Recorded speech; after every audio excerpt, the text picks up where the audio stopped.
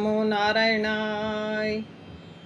18 जुलाई 2023 को पुरुषोत्तम मास आरंभ हो रहा है।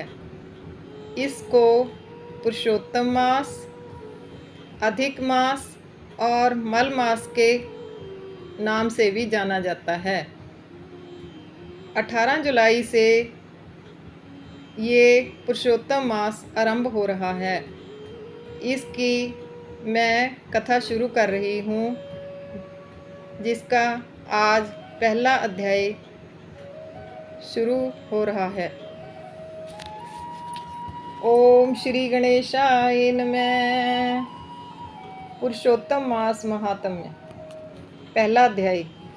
एक बार बहुत से ऋषि मुनिजन नैमिषारण्य तीर्थ में जाकर यज्ञ करने में तत्पर थे। उसी समय श्री सूत जी तीर्थ यात्रा के निमित्त भ्रमण करते हुए अपने शिष्यों सहित वहां पर आए।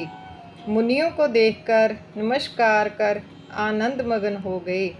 वल्कल वस्त्र पहने, प्रसन्न मुख, चेहरे पर कांति, परमार्थ में निपुण, चंदन से शोभायमान, तुलसी की माला तथा जटाओं का मुकुट धारण किए हुए महाशरणम इस अद्भुत मंत्र को जपते हुए सूत जी को देखकर नैमिषारण्य के महर्षि लोग उठकर खड़े हो गए।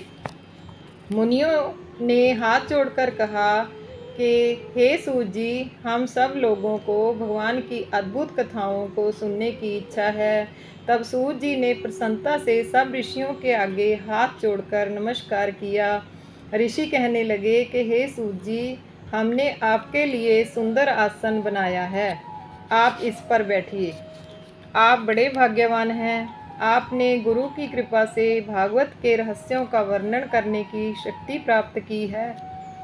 इस संसार सागर में हजारों बातें सुनने योग्य हैं, परंतु उनमें जो भी सार वस्तु हो, संसार सागर में डूबते को पार करने के लिए जो शुभ श्रेष्ठ कथा आपके विचार में हो, वही बताइए।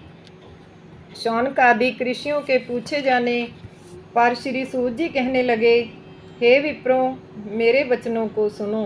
मैं पहले पुष्कर तीर्थ गया और वहाँ से हजारों तीर्थों में होता हुआ हस्तिनापुर गया। वहाँ राजा परीक्षित अपने राज्य को छोड़कर अनेक महापुण्यवान ऋषियों के साथ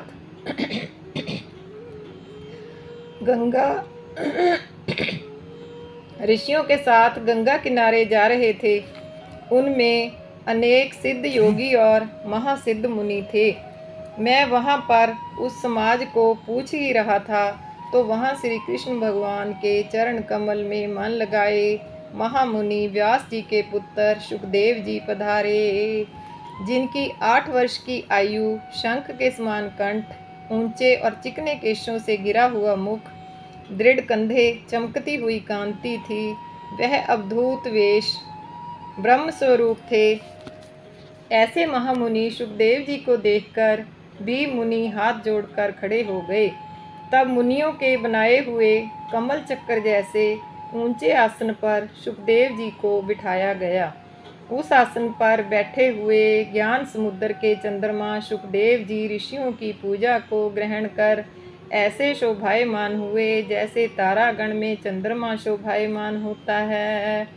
बोल सुखदेव भगवान की जय। बोल श्री विष्णु भगवान की जय। प्रथम अध्याय संपूर्ण। ओम नमो भगवते वासुदेवाय। ओम नमो नारायणाय।